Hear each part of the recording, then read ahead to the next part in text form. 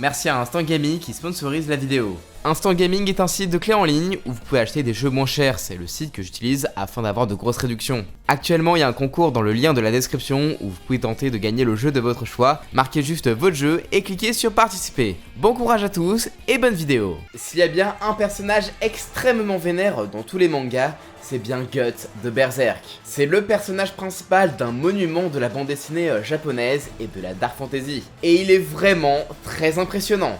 Vous me l'avez demandé depuis le début de la chaîne et je suis vraiment très content d'enfin parler de Berserk, c'est un chouette manga, j'ai toute la collecte. Il est temps du coup de vous parler de la vraie force de Guts.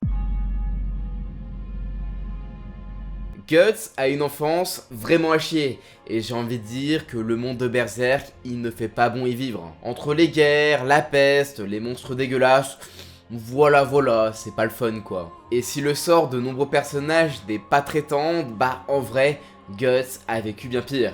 Déjà, rien qu'à sa naissance, on te dit que le gars, il va en baver. Il est né d'une morte, la maman était pendue à un arbre. Il a été récupéré par la femme d'un mercenaire et tout le monde disait que l'enfant était maudit. Sa maman adoptive décède par une sorte de peste alors qu'il avait seulement 4 ans. Son père, Gambino, l'utilisait dans un champ de bataille et il a fait son premier meurtre à 6 ans.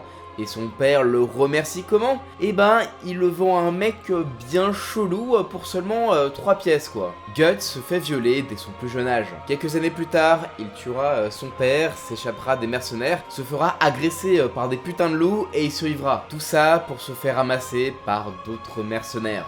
Il grandira et se fera un nom dans le milieu. Et se fera remarquer par Griffiths et sa troupe du Faucon. Il perdra un pari et sera la propriété de Griffiths. En vrai, ça sonne mal et tout, en mode c'est son esclave, mais en vrai, sa période parmi la troupe du Faucon, c'est parmi les meilleurs moments de Guts. Et là, je vais speeder un petit peu et faire des gros raccourcis, mais sachez juste que plus tard, notre héros aura une compagne, sauf que Griffiths se sent vraiment abandonné et giga jaloux, et il décide du coup de sacrifier tous ses camarades afin de poursuivre son rêve. Ils se feront tous sacrifier des apôtres, donc des sortes d'hommes démons qui ont fait un pacte avec le diable, bah ils mangeront tous les potes de Guts. Et Casca, la compagne de notre héros, se fera violer par Griffiths. Guts n'a rien pu faire, il s'est même arraché la main, mais il était juste impuissant. Il a dû regarder cette horreur. Enfin bref, il se fera quand même sauver par Skull Knight, un gars très mystérieux qui veut tuer les Godens, dont Griffiths fait maintenant partie, mais bon. Casca est devenue folle et Guts n'a qu'une seule idée en tête, se venger de Griffiths, devenu Femto. Guts part avec la Dragon Slayer, une méga épée pour déglinguer des apôtres afin de retrouver celui qui l'a trahi. Bon, si vous voulez une vraie force sur le personnage, c'est pas spécialement pour que je vous raconte l'histoire de Guts, parce qu'en vrai, elle est pas hyper joyeuse, mais vous voulez que je parle plus du fait qu'il soit impressionnant. Qu'importe le personnage, qu'il soit humain, magicien, un guerrier, un apôtre supérieur, ou un Goden, tout le monde est surpris de la combativité de Guts. Et au-delà de sa volonté qui est juste indéniable, le gars est juste un monstre en termes de force physique. À partir du début, en tant que Black Swordman, Guts a 24 ans, il fait 2 mètres pour 115 kg. Et pour vous donner une idée, il est plus grand que Jotaro ou encore Kenshiro. Et avant de vous dire à quel point Guts est un surhomme, bah vaut mieux que je commence par son équipement. Après le sabbat, du coup l'éclipse ou le festin pour les apôtres, bah il n'a plus de bras, il a donc une prothèse magnétique qui lui permet de choper une épée. Il dispose d'une arbalète par-dessus, ce qui lui permet d'attaquer à distance assez facilement. Il peut tirer 11 flèches très rapidement et il peut même tirer des boulets de canon avec sa prothèse. Ça fait vraiment très mal aux apôtres. Il a également des dagues et des petits explosifs qui lui permettent de déchirer la peau de certains démons et les dagues sont très efficaces pour crever les yeux des apôtres. Mais l'arme la plus iconique du guerrier noir est son épée tueuse de dragons. Cette lame était trop grande pour être considérée comme une épée. Trop grande, trop lourde et même trop grossière. Tout bien considéré, c'était plutôt un gros morceau d'acier. C'est une épée extrêmement lourde, capable de pourfendre des créatures astrales. Et en vrai, on connaît pas trop son poids réel. Mais plein de forums estiment qu'elle pèse entre 180 et 280 kg, ce qui est juste énorme mais pas hyper réaliste. Alors c'est pas la force de Guts que je doute, hein, parce que bon, tu peux toujours trouver un petit bullshit en mode bah il vit dans l'interstice, du coup il a la forme astrale qui double sa force, mais bon, Si Isidro a pu la soulever un petit peu et qu'il a fallu 2 hommes pour la porter après que Guts se soit fait capturer, bah en vrai, elle peut pas peser autant. Personnellement, je dirais qu'il fait maximum 50 kilos, ce qui est déjà énorme.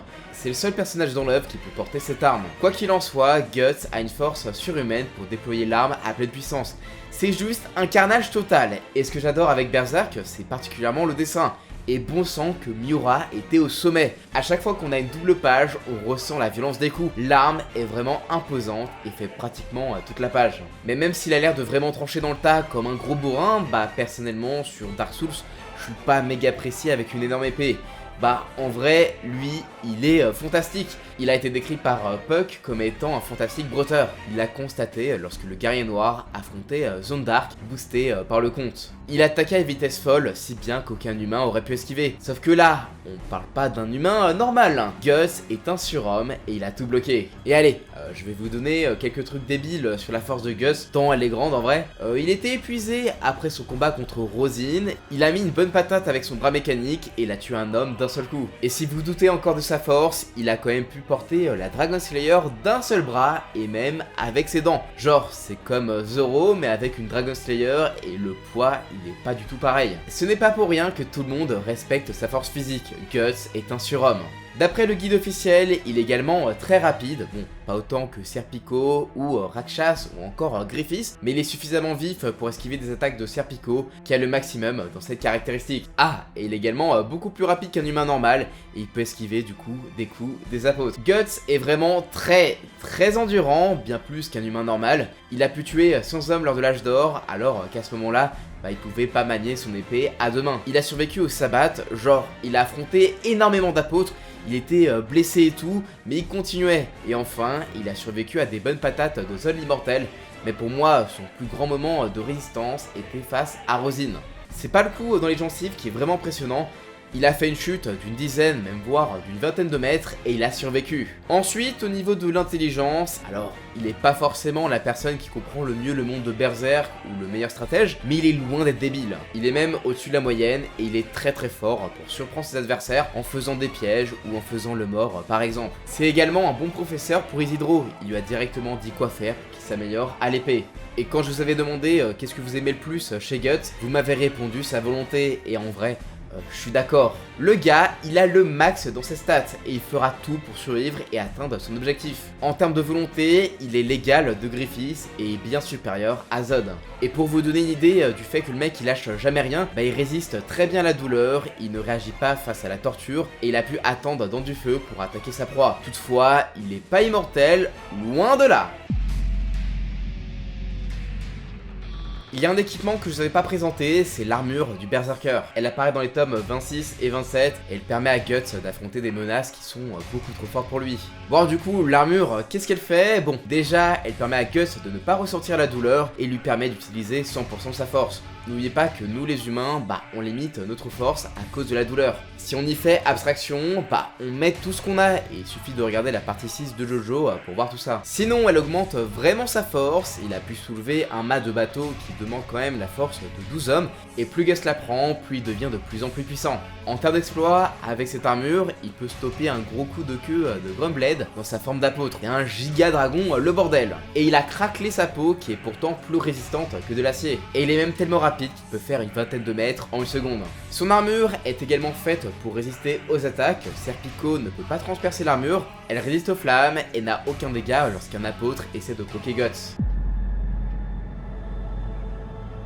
Bon, j'ai pas mal vanté la force de Gus, qui est quand même très grande, faut pas déconner, mais il a quand même pas mal de faiblesses. Déjà, il attire les monstres avec sa marque maudite qu'il a eue après l'éclipse. Alors, ça peut être utile lorsque le guerrier noir souhaite traquer un apôtre, il sait qu'il y a une menace, c'est comme ça qu'il ne se fait pas avoir par le premier démon qu'on croise dans le manga. Vous savez, dès les premières pages du tome 1, c'est la meuf à poil quoi. Et pour le reste, c'est très embêtant, il se fait attaquer toutes les nuits, ne peut pas dormir la nuit du coup, sinon il risque de se faire tuer. Donc en vrai, c'est très chiant, et plus le malin est élevé, plus il y a un risque que Gus meure à son contact. Toutefois, ça n'avait pas l'air de le déranger face à Griffiths dans les derniers chapitres. Ensuite, il est juste humain. Il n'a pas de régénération accélérée comme les apôtres, du coup il a besoin de beaucoup de temps pour se soigner. Guts a beau être l'homme le plus fort du monde, il peut pas enchaîner 5 apôtres super balèzes à la suite quoi, sans son armure. Ensuite, il a du mal à combattre dans des endroits étroits. C'est un peu comme dans Dark Souls où vous pouvez cogner votre espadon dans un mur, et même si Guts a assez de force pour détruire des piliers en pierre, ça le gêne forcément. Il peut pas utiliser l'épée à pleine puissance. En vrai, c'est galère pour lui s'il affronte des adversaires à taille humaine qui sont plutôt vifs. Après, il peut s'en sortir avec les couteaux, l'arbalète, mais s'il affronte un apôtre comme Rakshas dans ses dispositions, ça peut vraiment être très compliqué. Ensuite, on vient à l'armure du Berserker. Alors, j'ai dit qu'il était super cool, tout ça, mais en vrai, elle a quand même des contre-coups. Déjà, elle peut remettre le bras de Gus en place. Alors, ça a l'air cool dit comme ça, mais ça ne le guérit pas du tout de ses blessures. Notre héros peut très bien mourir debout, il ne ressent juste pas la douleur, et l'armure le force juste à être debout. Et plus il utilise l'armure, plus il risque de perdre ses 5 sens. Mais en vrai, c'est pas le pire concernant l'armure. Gus a déjà eu plusieurs fois un comportement presque autodestructeur. Mais il y a quelque chose qu'il souhaite à tout prix protéger, c'est l'amour de sa vie ainsi que ses amis. L'armure du Berserker fait sortir toutes les émotions négatives. Et le problème c'est qu'avec tout ce qu'a vécu Gus, en vrai il a énormément de haine en lui.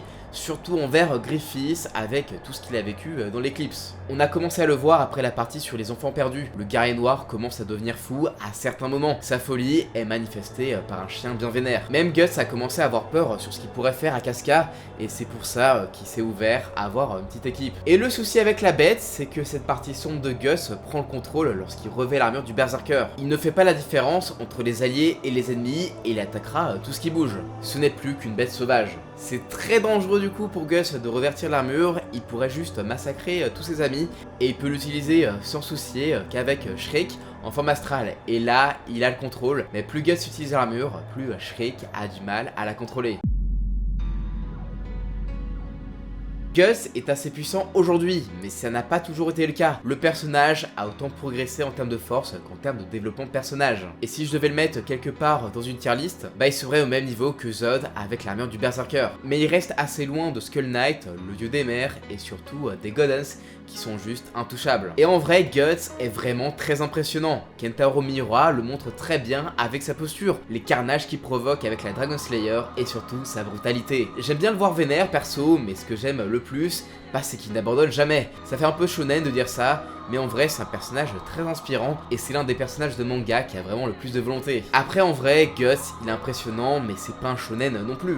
Ce n'est pas non plus le but du manga de le montrer progresser pour qu'il devienne le roi des pirates. Berserk c'est un univers sombre, et les deux questions qu'on peut se demander pour Gus, c'est est-ce qu'il réussira à rompre le fil de la causalité pour être libre, et est-ce qu'il parviendra à se venger de Griffiths. Peut-être que Guts évoluera en quelque chose de plus sombre encore, mais en tout cas j'ai vraiment hâte de voir la suite du manga. Lisez Berserk, c'est un manga que je recommande chaudement, en tout cas si vous êtes assez adulte. C'est quand même pour public averti, ça je le dis quand même. Dites-moi ce que vous pensez de Guts. Perso pour moi ce personnage là c'est un classique, c'est une masterclass quoi, et d'ailleurs dites-moi si d'autres vidéos sur d'autres mangas pourraient vous tenter. Et moi je vous dis à la prochaine, ciao.